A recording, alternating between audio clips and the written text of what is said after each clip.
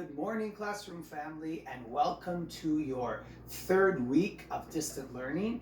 Today is Monday, April 20th, 2020. Look at that, 320s, the 20th day, and we are in 2020, so that's 2020.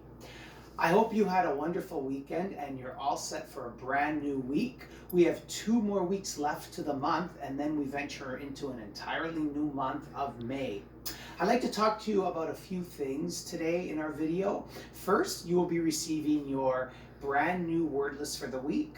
So grade 1s, you will be receiving a word list that focuses on consonant W, which only produces one sound. And grade 2s, your word list theme will be words that end with the K sound. And some of those words that produce that K sound, that hard sound, are either made using one single K or with the combination of CK at the end. So you're going to be challenged to know those words, use them in sentences, and you'll have to ultimately determine which ones have the CK at the end or just the single K. In addition to that, we are going to be looking at a noun review. And I know that we have explored nouns way back when at the beginning of the school year as an important part of our speech.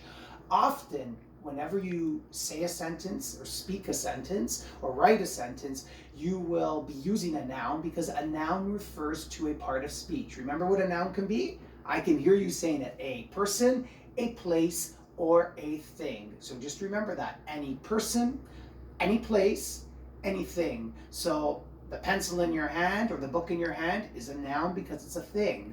You are a noun because you are a person.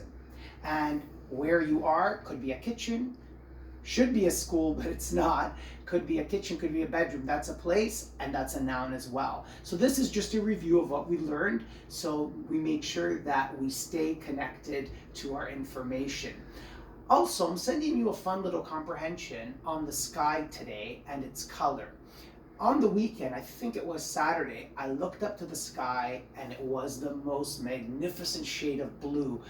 And I know we look out our classroom window a lot, or we used to, and we always would look at the sunshine pouring through and we'd say, "Good morning, God, good morning, Jesus," and we'd always be grateful for that pretty blue sky. Well, I am asking you to figure out why the sky is blue, and you will have the answers to this once you read the comprehension package. Why is the sky blue? And finally, I'm going to be giving you some math, and we're jumping back to telling time. Now remember, a couple of weeks ago in the videos, we looked at the clock and we looked at the different types of hands. Now I'm going to leave it to you to figure out the half hours and the hours. And for our grade 2s, you will finally be looking at time elapsed. That means the time that goes by between certain activities in a day. And the last thing, I'm giving you the choice to do this one, I have a couple of fun brain teasers for you. And at the end of this video, I am going to give you the answer to last week's riddle about the hidden Easter egg, and I'm going to give you one new riddle, but that's coming up shortly. What I wanted to talk about for the next couple of minutes is a retelling. I know we've done a few retellings. We did one for the Wednesday surprise. We have not done yet a retelling for Benvolio's Heart. We've read the story together as a class and we discussed it, but I would like to start thinking about doing a retelling. What I want you to do, and this doesn't involve any writing, it just involves a conversation. You can either share this information with someone at home, or if everyone's a little busy, you can stand in front of a mirror and say it back to yourself. Let's go through the important aspects of a retelling. First, whenever we retell a story, also the same if we were retelling a movie, we want to give what away? Every single detail?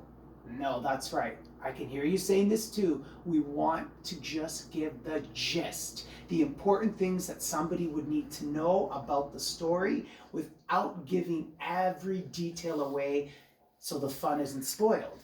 So when we first started retelling, we obviously begin with the title of the text and the author to give that person credit.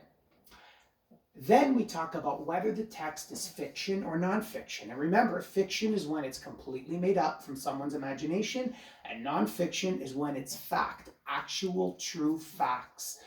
This one, I think we would agree, is fiction. Then we go into the story setting. where the story's action takes place. And can a story have more than one setting?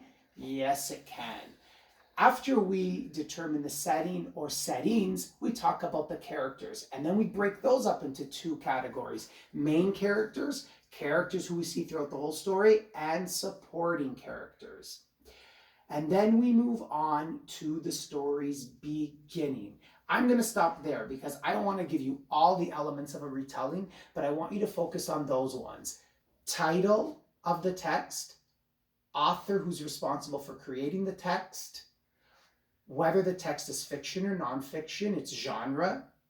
Then we talk about the setting or settings of the story, the main characters and the supporting characters, and finally the beginning of the story. And remember, we're just looking for the gist. We want to give away just enough information to get somebody interested in the story. And we will get to a retelling of Benvolio's Heart maybe in a couple of weeks together after we review the retelling elements.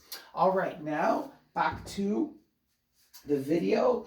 And something I did over the weekend which makes me very happy is I decided to bake. And I baked before, but one thing I haven't done before is this time, you see the bright yellow lemony icing on the cake? Instead of buying that icing, this time I made it homemade. I think some of you will remember, I always said on a cloudy day when the sun isn't out for us, we ourselves can become the bright light to take over for the sun when it's taking a break. So this cake here actually reminds me of the brightness and the sun. So when you are, during the day, finding yourself maybe a little down, a little blue because it's not as bright outside as you like, just become the brightness and think of this lemony cake, and maybe one day we'll get to enjoy it together. And I want to share with you the icing that I did make because it made me think of our science lessons on liquid, solids, and gases from a while back. Because when I started making this icing, which is in this plastic bag, it began as a solid.